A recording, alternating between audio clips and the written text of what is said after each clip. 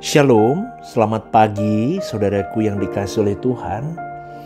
Saudaraku, mempercayai bahwa Allah itu pribadi yang hidup dan nyata itu tidaklah mudah. Mudah mengatakan percaya, tetapi percaya dalam arti yang benar itu tidak mudah.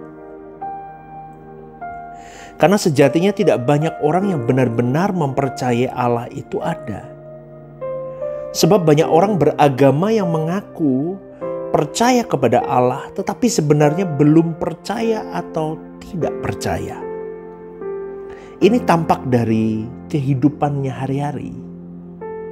Kalau kita memeriksa kehidupan kita dulu, kita tahu benar bahwa apa yang saya kemukakan ini adalah fakta hidup.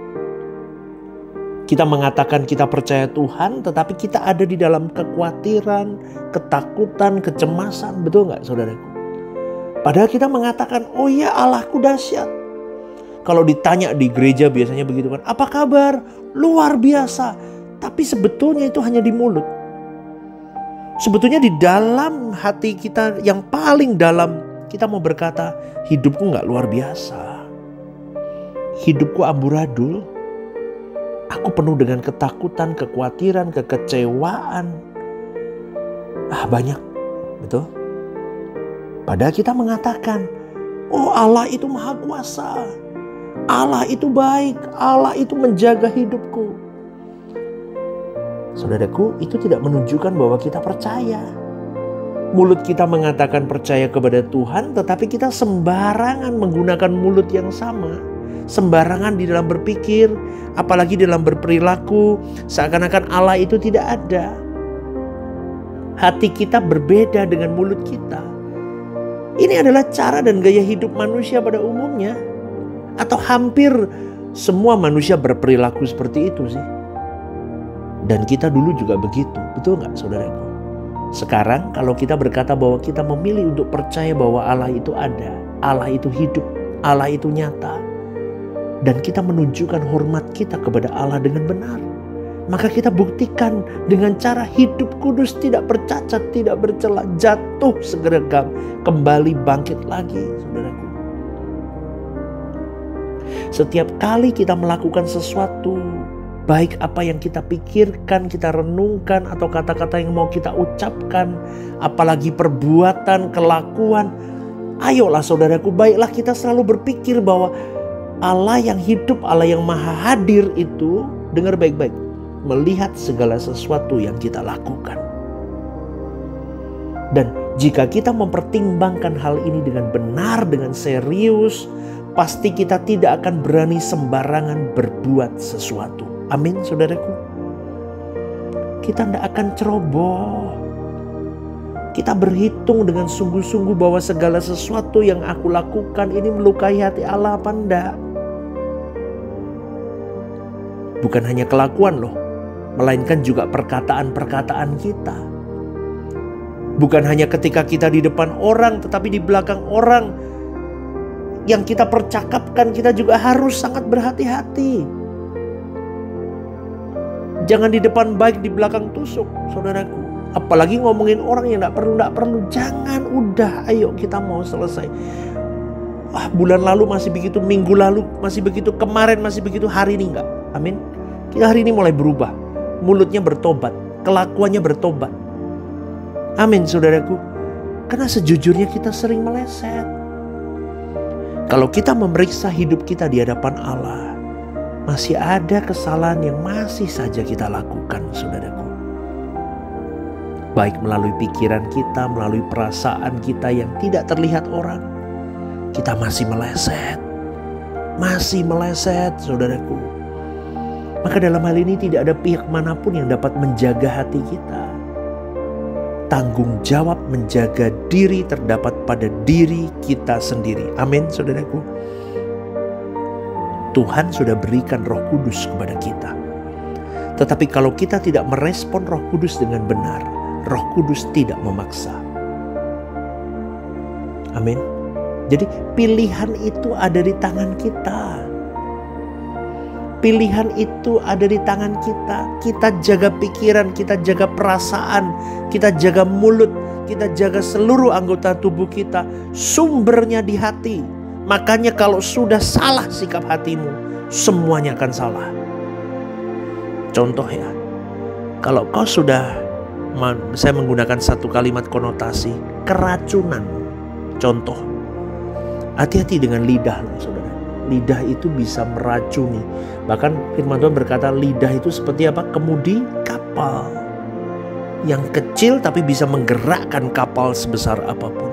Lidah juga sama. Contoh, saya ngomong nih sama si A, jangan ke restoran itu. Karena restoran itu mahal, rasanya biasa aja, jorok pula.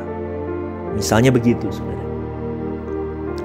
Padahal si A ini belum pernah nyoba makanan di restoran itu. Tapi dengar baik-baik, saudara. Dia sudah rusak. Dia sudah rusak karena penilaian yang saya berikan kepada dia. Dia sudah keracunan. Padahal belum tentu kalau si A itu makan di restoran itu, belum tentu dia merasakan atau menilai seperti apa yang dinilai oleh saya. Maka sekali lagi saudaraku, saya mau ingatkan baik-baik. Jadilah orang yang memegang lidahmu dengan hati-hati. Karena dengan satu perkataan yang salah, penilaian judging yang salah, kau mengejudge salah satu usaha orang itu aja ya, kau bisa mematikan usahanya.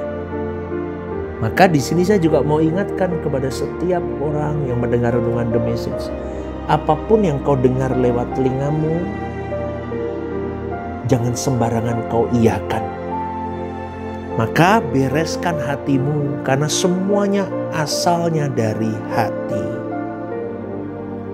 Kalau hatimu dengki lihat orang maju, bisnisnya maju, ada rumors ngomong begitu, oh iya betul, kebiasaan merusak usaha orang. Hati-hati loh saudaraku, semua bersumber di hati. Kalau hatimu salah, semuanya salah. Betul, itu nyata. Sebab suatu saat, dengar baik-baik, kau dan saya akan ada di pengadilan Tuhan. Kalau kita tidak hidup benar-benar bersih, kita tidak akan tahan berdiri di kesucian Allah. Kita mau mempersiapkan diri untuk berdiri di hadapan tahta pengadilan Allah, supaya kita juga layak masuk ke rumah Bapa. Ingat ya saudaraku, Allah itu adalah Allah yang maha besar, yang kebesarannya, kemuliaannya, keagungannya melampaui apa yang kita pikirkan.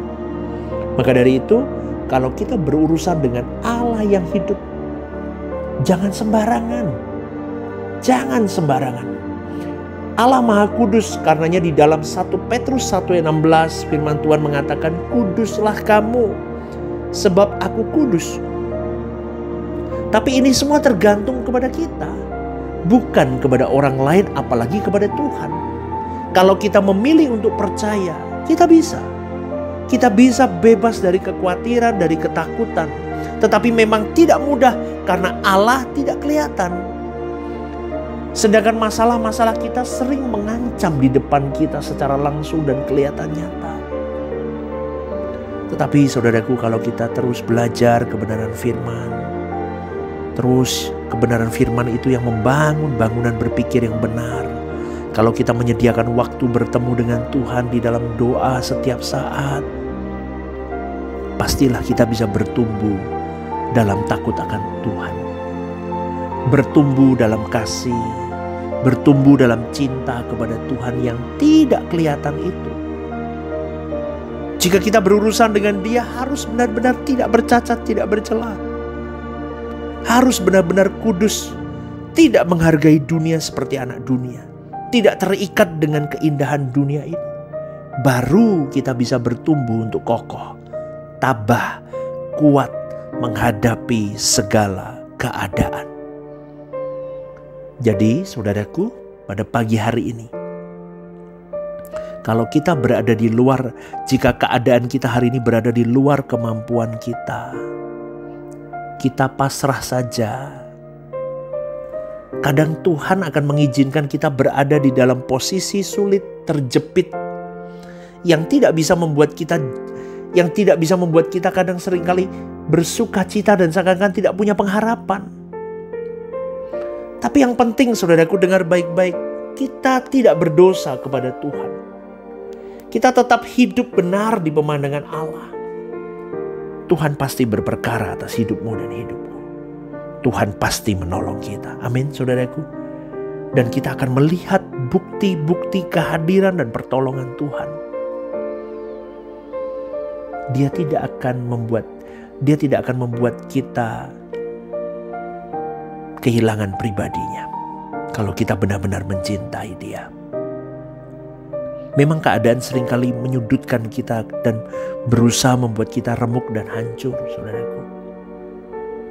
Tapi disitulah kita semakin bertumbuh menghormati Tuhan, mengasihi Tuhan. Sehingga kita bisa hidup mau tidak mau. Aku mau nekat senekat-nekatnya hidup kudus tidak bercacat.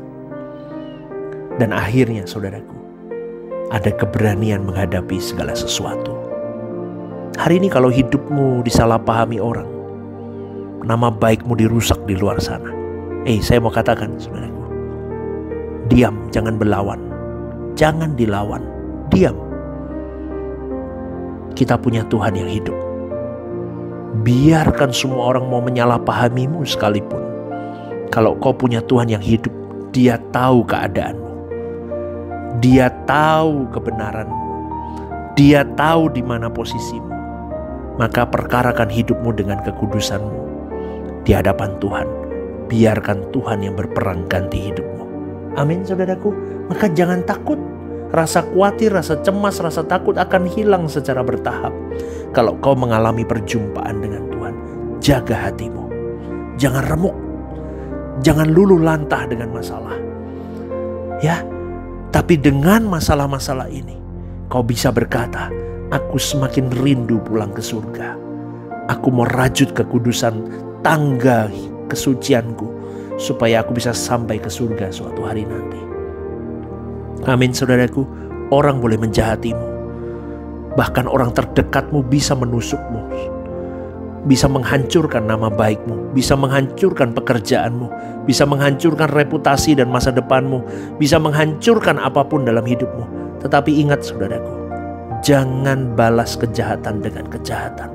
Doakan mereka, ampuni mereka, dan berikan berkat atas mereka. Percayalah, disitulah kita sedang berkata kepada Tuhan, aku tidak mau meleset, Tuhan. Aku mau jadi manusia yang berkemenangan karena aku menjaga hatiku. Amin, saudaraku. Selamat berjuang ya. Kita berjuang bersama di tengah dunia yang semakin jahat ini. Jadilah terang, jadilah garam, and God bless you.